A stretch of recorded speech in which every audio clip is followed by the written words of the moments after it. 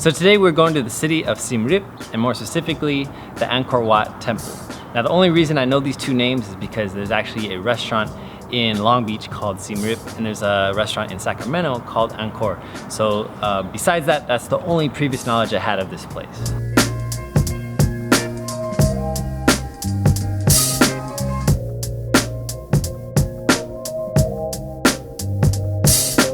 The Angkor Wat Temple is the largest religious monument in the entire world and is one of the biggest tourist attractions here in Cambodia. It's now an ancient ruin. It was bombed, and so there's a lot of places that were intact that were blown to bits. Walking around this place is crazy. You see massive structures, you see detailed artwork all through these structures, all done by hand.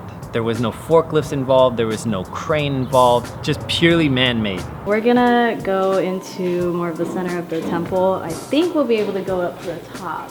I see people up there. But yeah, back in the day, you used to be able to just kind of roam around a little bit more freely, and you could actually come up these center steps right here.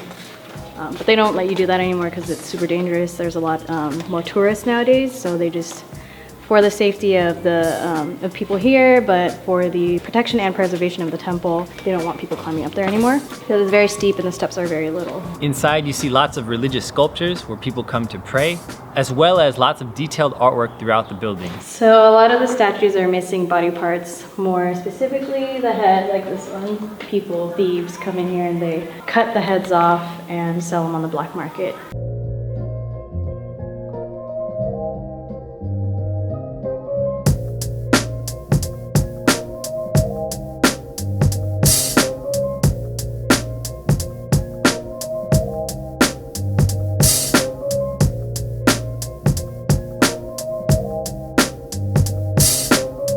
We are at the place where Tomb Raider was filmed with Angelina Jolie.